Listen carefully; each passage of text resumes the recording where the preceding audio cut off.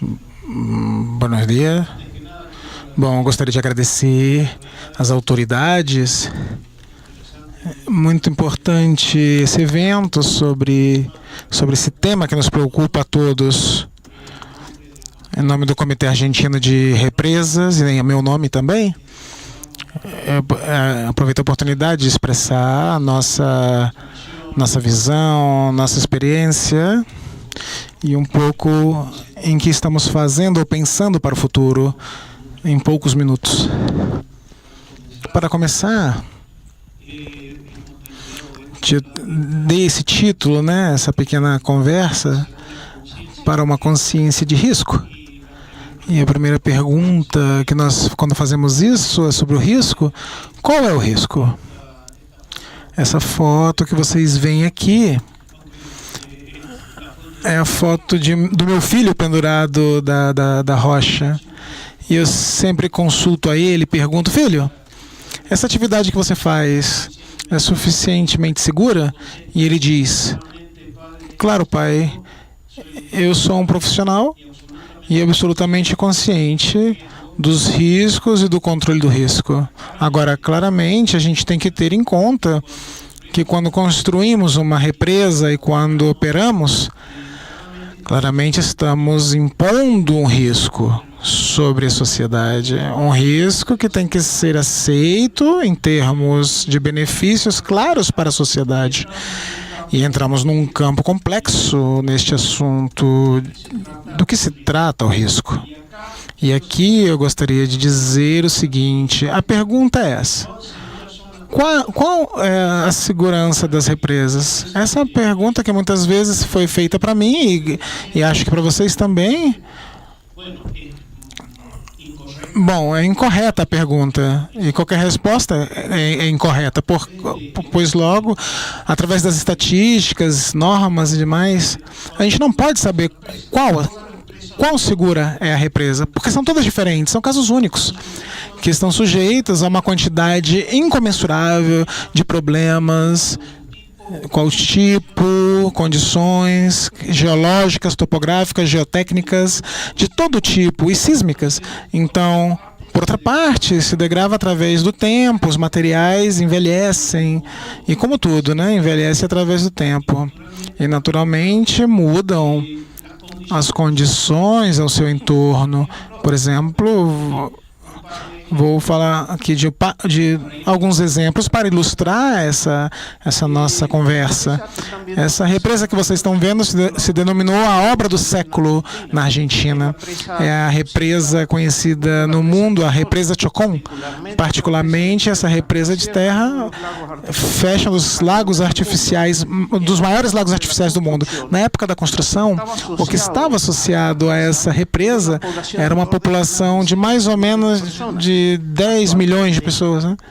Hoje em dia, com 50 anos da sua construção, existe uma população que passa de mais de 1 milhão de pessoas, e é muito pronto pela taxa de crescimento regional, e isso chegará a 2 milhões de pessoas, com certeza.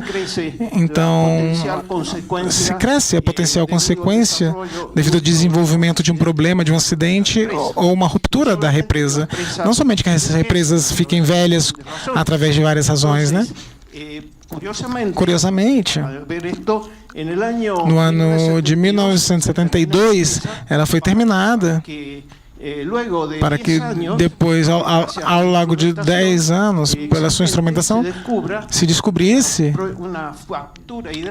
uma fratura hidráulica na sua margem direita, em contato do núcleo da represa com a rocha, que deu lugar a 14 anos ininterruptos de pesquisa de alta complexidade no universo, certamente de grandes incertezas, para estabelecer e fazer ações corretivas com investimento de 50 milhões de dólares para recuperar a confiança nessa grande represa.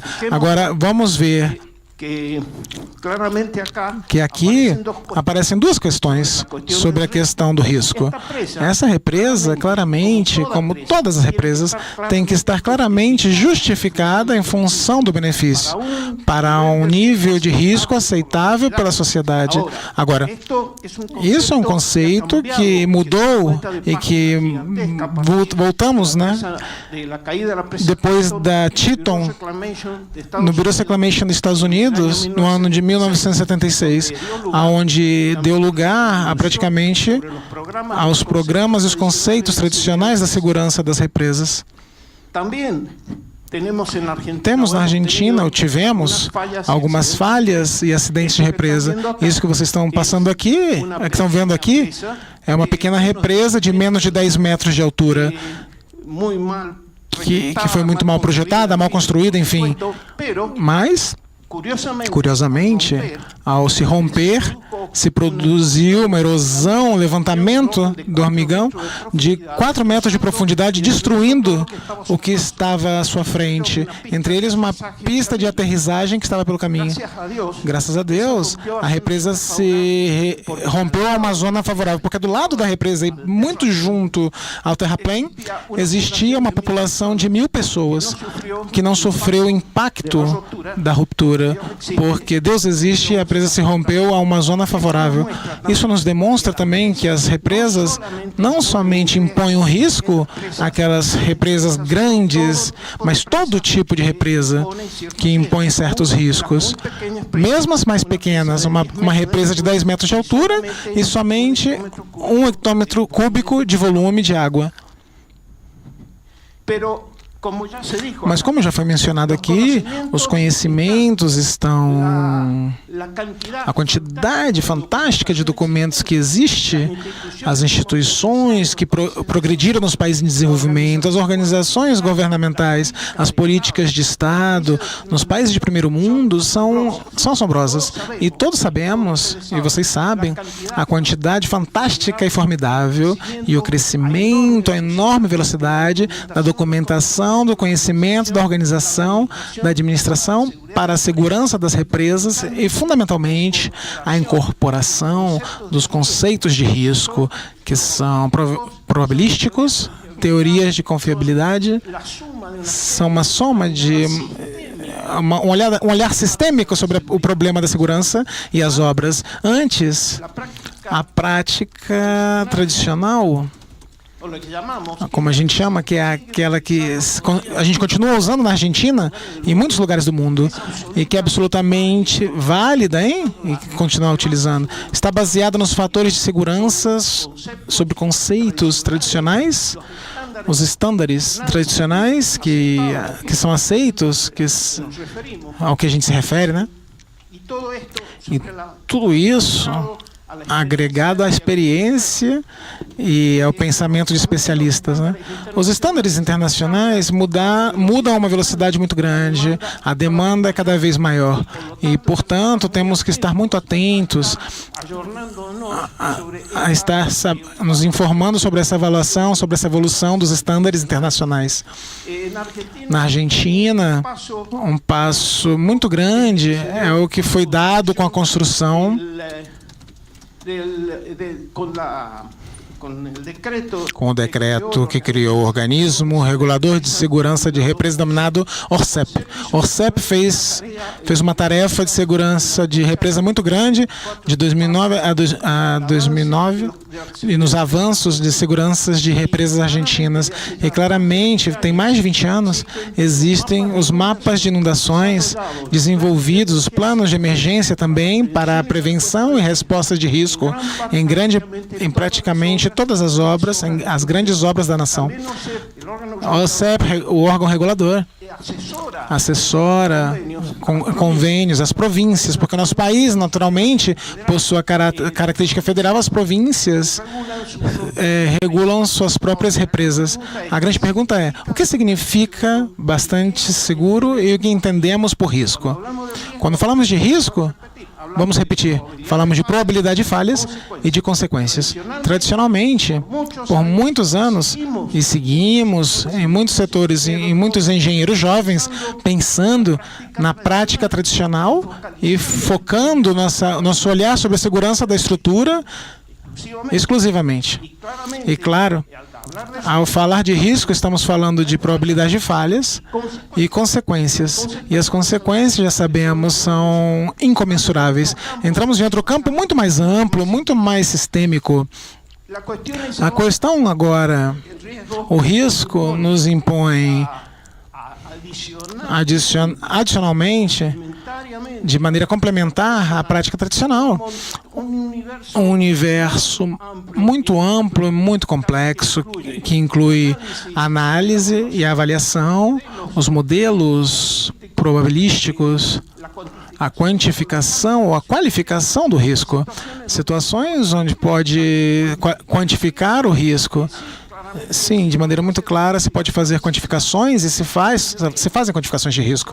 Isso é muito importante para poder fazer comparações a nível global dos riscos de uma obra com outras obras e, dessa maneira, dar instrumentos à política do governo nacional, aos governos, para poder otimizar os recursos e diminuir, a nível global, o risco que impõe as obras, dando uma homogeneidade de proteção à cidadania em função dos importantes edifícios que se apresentam nas represas. Elas são indispensáveis, como a gente já sabe. Todas as represas, de uma maneira geral, devem estar justificadas, como já foi mencionado, e são indispensáveis porque, se a gente quer reduzir a contaminação ambiental, como se fala que estamos comprometidos, como vamos fazer para... Se não protegemos e cuidamos das represas que a gente tem e não desenvolvemos mais obras hidráulicas, necessitamos obras hidráulicas, porque geram desenvolvimento e permitem a vida da população e o bem-estar da sociedade. Mas, ao mesmo tempo, temos um enorme compromisso de chegar a um certo entendimento para entender essa questão do risco, estudar essa questão que está aplicada como eu digo, instituições dos países a nível de governo e na legislação dos países mais avançados da Terra. Entramos em problemas complexos, que é a aceitação do risco, que é uma represa que é aceitável. E aí entramos em problemas complexos também. Por exemplo, em Chocón, que eu mencionei ao princípio, obviamente que a consequência inimaginável que podia romper uma represa dessas características, mas... Por outra parte, obviamente, o nível de segurança que deveria ter uma represa desse tipo tinha que ser um nível absolutamente mais alto possível. Mas sempre vai haver um risco. E a probabilidade de falha, tendendo a zero multiplicado como uma exigência, multiplicado por consequências é um número infinito, já sabemos mais ou menos o que significa isso, né? Então, isso dá um conceito para uma parte. Por outro lado, a maioria das represas devem ser classificadas com claridade e devem ser estabelecidos níveis de risco para a otimização dos recursos que são escassos. E tudo isso são problemas que estão associados a terminam que chamamos a gestão de risco. Um campo incomensurável de conhecimento que estão disponíveis, mas que nem sempre são levados à prática. Então, desculpem. Como progredir? E para terminar com isso, como progredimos?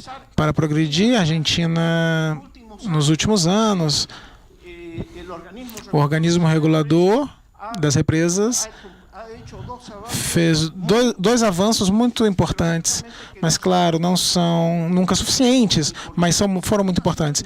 Um foi incorporar os conceitos de risco, e fez através de um programa nacional para tomar as grandes represas do país e fazer uma avaliação do risco, as melhores práticas internacionais, para poder comparar a nível de portfólio dos riscos das represas umas com as outras, dando um instrumento complementar às políticas de decisão do governo e as decisões dos mais altos níveis do Estado.